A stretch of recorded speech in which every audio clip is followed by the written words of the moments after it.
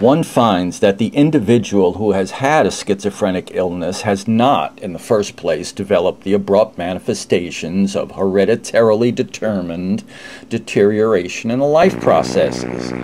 Instead, he has stood in a significantly and distinctly difficult position in the social situation in which he has lived.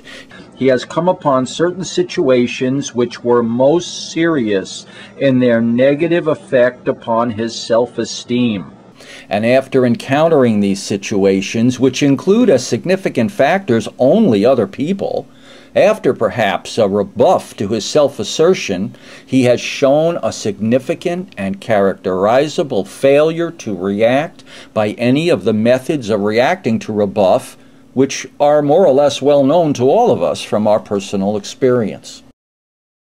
We find that the stricken individual, following the failure to react to rebuff, has lost a great deal of that confidence in the integrity of the universe, the goodness of God, and so on, which is our common human heritage from infancy, and that from thence onwards he goes on feeling decidedly uncertain about life.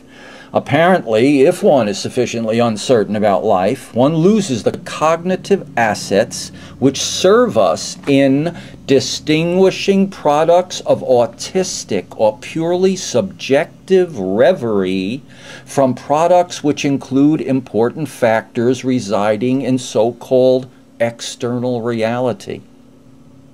And when one has lost this ability to distinguish between such reveries and such objects having more external points of reference, one begins to sink into mental processes significantly like those we experience when we are asleep.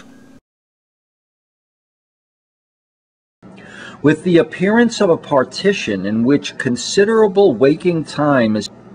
spent in a condition in which one is without the ability to tell what has true, genuine, and consensually acceptable external references, and what instead is purely personal fantasy, there appears a peculiar disorder of social activity,